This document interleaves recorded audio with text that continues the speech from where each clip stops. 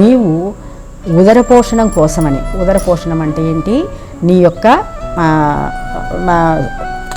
దాన్ని ఏమంటారు, ఎగ్జిస్టెన్స్ అంటే ఏంటి, నీవు బ్రతకటానికని అనవసరంగా సమయాన్ని ఎక్కువగా వెచ్చించి ఈ అద్భుతమైనటువంటి శరీరాన్ని వృధా చేసుకోకు. ఎందుకంటే కేవలం ఉదర పోషణ కోసం మాత్రమే నువ్వు ఈ భూమండలానికి రాలా.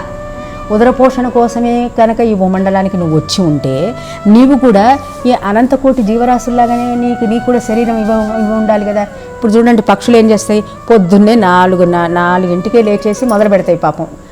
పప్పులు ఏరుకుని తింటాం, లేకపోతే గింజలు ఏరుకుని తింటాం, పురుగులు ఏరుకుని తింటాం. 4 నుంచి మొదలు పెడతాయి. వాటికి ఆ చిన్న పొట్ట వాటికి పొద్దున్నుంచి మొదలు పెట్టుకుంటే కానీ అది కుదరదు కదా. అట్లా పక్షులు కానీ జంతువులు కానీ, అసలు జంతువులు ఒక్కొక్క రోజు ఆహారం లేకుండా నిరాహారంగా ఉండవలసినటువంటి అవసరం కూడా ఉంటుంది వాటికి. కానీ మనిషికి ఎంతో మేధస్సు, ఎంతో అందిపుచ్చుకునేటటువంటి చేతులు, కాళ్ళు, మేధస్సు, పరిజ్ఞానం, విజ్ఞానం కలిగినటువంటి ఎంతో గొప్పదైనటువంటి శరీరం ఇచ్చినప్పుడు ఈ శరీర నిర్మాణం దేనికోసం అయి ఉంటుంది, కేవలం ఉదర పోషణ కోసమే ఈ శరీర నిర్మాణం జరిగిందా అనేది ఆలోచించుకొని మనిషి ఒక స్థిర నిర్ణయానికి రావాలి.